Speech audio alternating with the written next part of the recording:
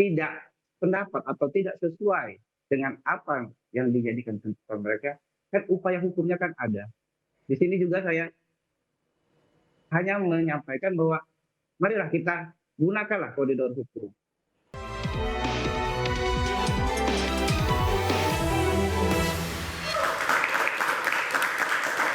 Pemirsa, selain pengacara keluarga Dini yang sudah bergabung bersama kami, juga sudah bergabung bersama kami Humas Pengadilan Negeri Surabaya, Bapak Alex Adam. Selamat malam, Pak Alex.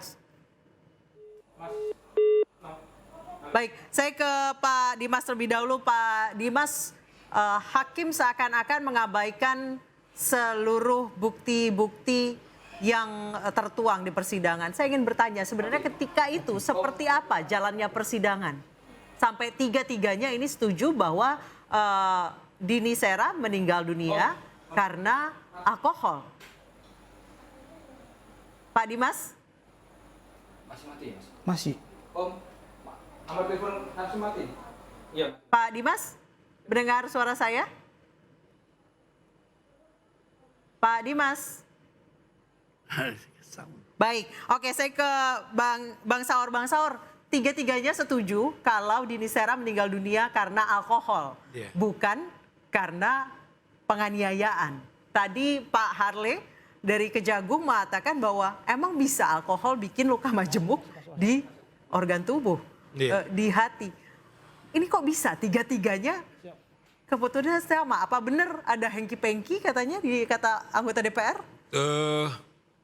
Saya kira Mbak Anissa, kehadiran kita di sini barangkali bukan dalam konteks kita menghakimi hakim. Tapi malah saya bersyukur karena malam hari ini narasumber kita adalah Pak Marwarar. Dia bukan saja berkarir sebagai hakim di pengadilan negeri, tapi saya kira beliau terakhir sebagai hakim Mahkamah Konstitusi. Kita bersyukur berdoa kepada beliau karena sampai detik ini beliau masih segar dan jernih dalam pemikiran-pemikiran beliau. Kalau kita tadi melihat konstruksi yang dibangun dakwaan jaksa, kan itu ada 4 pasal setidaknya yang dikenakan kepada si terdakwa ini. Pertama pembunuhan, kemudian penganiayaan membuatkan kematian atau penganiayaan biasa, dan keempat adalah kematian karena kelalaian. Tadi Pak Harli karena memang dia lebih pantas ngomong, kita beruntung juga. Paling nggak mungkin kita menganalisa lebih dari pernyataannya. Jelas tadi di visumnya bahwa kematian daripada almarhum Dini ini karena ada pendarahan dalam hatinya yang membuat kematian tidak ada di sana karena alkohol. Ya toh memang dalam tubuhnya mungkin ada alkohol, tetapi dalam scientific evidence yang sekarang ini sesungguhnya dalam pidana modern, sesungguhnya sekarang menekankan namanya scientific evidence yang relatif tidak berubah dalam perjalanan waktu. Dia bisa stabil, itu sudah terbukti. Nah oleh karena itu saya kira mengapa ini jadi keguncangan luar biasa. Karena bukti-bukti sebelum misalnya katakanlah kalau ada alasan hakim. Nanti mungkin Kak Humas untuk membicarakan. Dini almarhum ini kan dibawa muter-muter dulu. Muter-muter ke apartemen, bahkan di apartemennya dibiarkan naik. Bahkan security pernah bertanya ini wanita siapa. Terdakwa ini awalnya tidak mengakui itu bahwa teman dekatnya. Ini membuktikan dari awal tidak ada upaya yang kalau alasannya karena dibawa rumah sakit.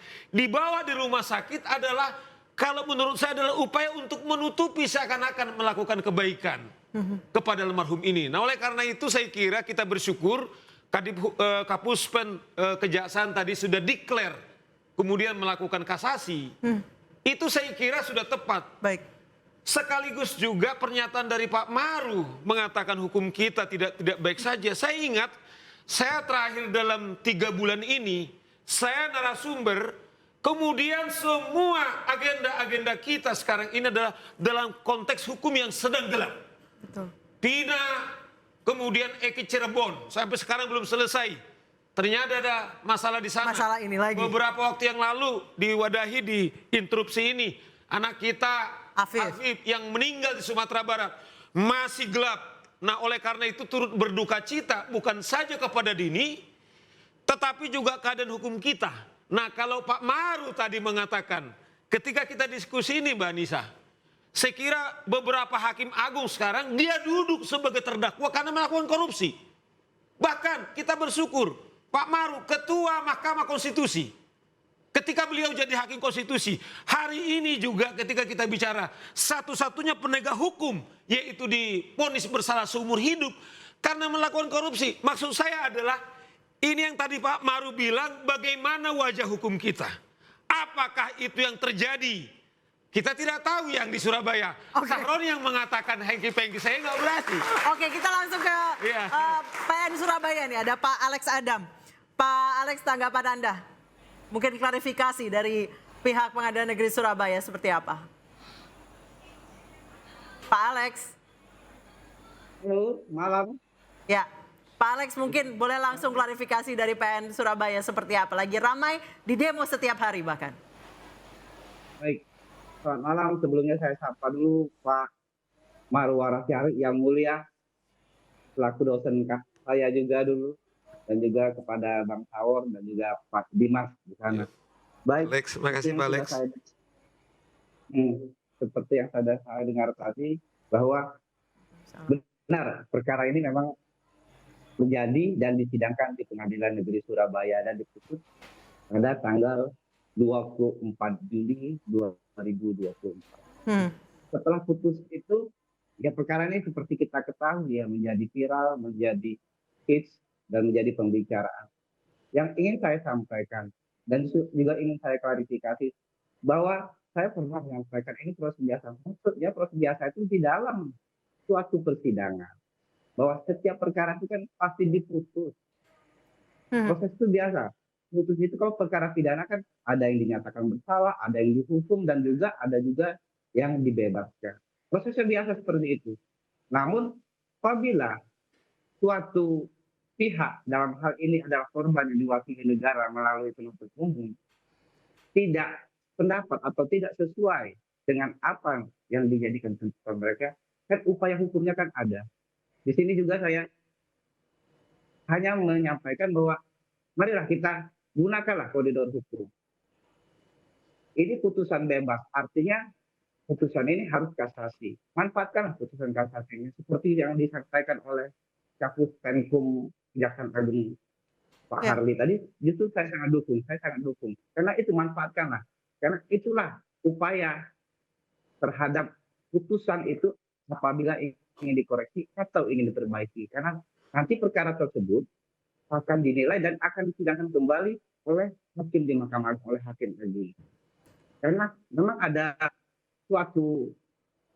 gium bahwa res judicata atau veritate or habeturis, artinya setiap putusan hakim itu harus dianggap benar. Nah, kalau bagaimana mengubah putusan ini jangan sampai berkekuatan hukum itu, ya upayanya adalah upaya hukum kasasi. Iya. Seperti itu, Mbak. Oke, saya ke Pak Dimas. Pak Dimas sudah kembali bergabung bersama kami. Pak Dimas, bisa mendengar suara saya? Sudah, Mbak. Baik, Pak Dimas, ini semua bukti-bukti diabaikan. Selamat malam, semua bukti-bukti diabaikan oleh hakim. Seperti apa sebenarnya jalannya persidangan? Ya, saya mengikuti jalannya persidangan ya. Sebagai seorang atau perwakilan dari kuasa hukum korban yang ada di dalam persidangan, kami merasa memang dalam persidangan itu penilaian kami adalah hakim sudah tidak fair. Ada beberapa keterangan-keterangan saksi yang tidak diberi keleluasan dalam memberikan keterangan secara komprehensif, Mbak. Jadi itu. Jadi sehingga kami pun juga merasa pada saat putusan ini seharusnya dibacakan pada hari Senin, namun kemudian dibacakan hari Rabu, itu kami juga merasa di sana ada keanehan bagaimana ada waktu 14 hari yang sudah bisa dimanfaatkan. Kemudian tiba-tiba putusan ini ditunda dan pada hari Rabunya putusan dinyatakan bebas. Itu, Mbak. Baik, tadi keterangan saksi-saksi apa yang tidak di-highlight oleh hakim, Pak Dimas? Contohnya? Ya, contohnya adalah keterangan saksi ahli forensik. Bagaimana di sana dia sudah menerangkan bahwasanya kondisi bagaimana korban ini bisa meninggal dunia. Bahkan tentang alkohol pun sudah diklarifikasi secara jelas di dalam persidangan. Hakim menanyakan kepada ahli forensik, apakah ada kandungan alkohol di dalam tubuh dari korban. Dan secara jelas ahli forensik mengatakan bahwasannya ada, tapi alkohol tidak menyebabkan kematian terhadap korban. Begitu, Mbak. Itu berbanding terbalik dengan apa yang menjadi pertimbangan hakim di dalam putusannya. Baik, kemudian katanya tidak ada bukti penganiayaan, tidak ada bukti, padahal memang ada luka di tubuh korban. Ya, ini menurut saya juga cukup aneh. Bagaimana, satu, kita melihat dalam kondisi mayat sebagai objek korban, jadi bukti, eviden terhadap korban saja. Di dalam tampak luar sudah terdapat banyak luka dan banyak bekas-bekas daripada penganiayaan. Dan dikuatkan dengan bukti surat, visum et repertum, itu sudah jelas bahwasanya korban ini mengalami berbagai tindakan kekerasan yang berada di organ-organ vital tubuhnya. Gitu, Mbak. Baik, alkohol sebenarnya tidak menyebabkan kematian, apalagi sampai menyebabkan luka majemuk di organ hati. Namun keputusan hakim memutuskan bahwa Dini meninggal dunia karena alkohol. Saya nanti akan bertanya ke Pak Alex usai jeda berikut, tetap di Interupsi.